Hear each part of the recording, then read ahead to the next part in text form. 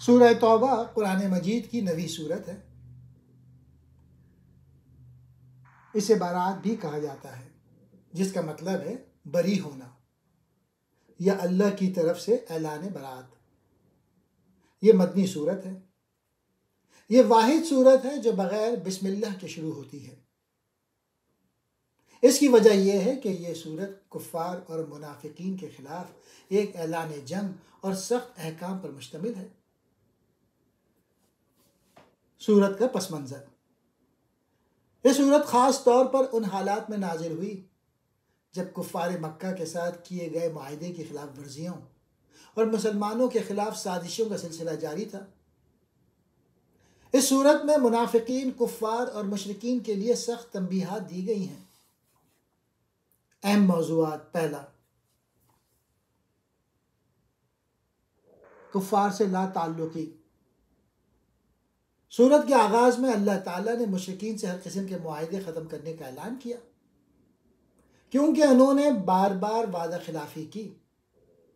مسلمانوں کو حکم دیا گیا کہ 4 مہینے تک انتظار کریں، اور اگر مشرکین اس دوران باز نہ آئیں تو ان کے خلاف کارروائی کی جائے۔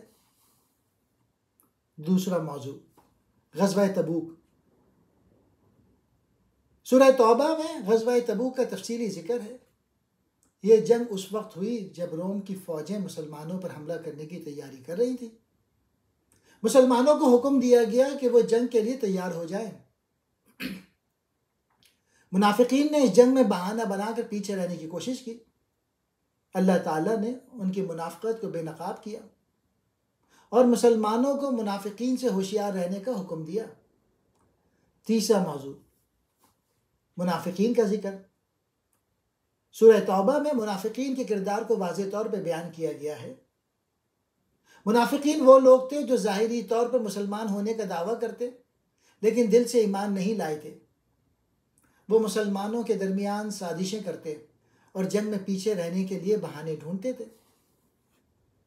چوتھا موضوع، مسجد زرار کا ذکر۔ منافقین نے ایک مسجد زرار بنائی تھی جس کا مقصد مسلمانوں کو دھوکہ دینا اور ان میں تفرقہ ڈالنا تھا۔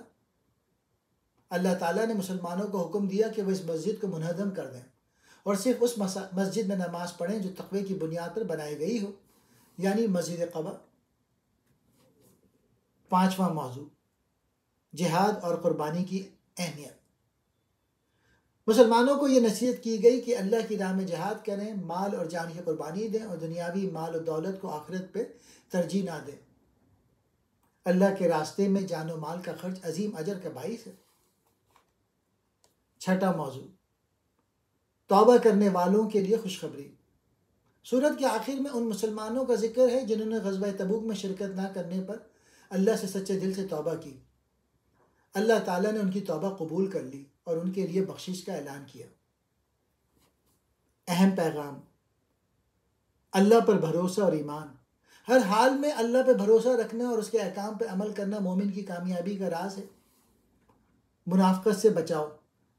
مسلمانوں کو نصیحت کی گئی کہ وہ دل سے ایمان لائیں اور منافقت اور سازشوں سے بچیں۔ اللہ کی رحمت۔ سچی توبہ کرنے والوں کے لیے اللہ کی رحمت اور بخشش کا دروازہ ہمیشہ کھلا ہے۔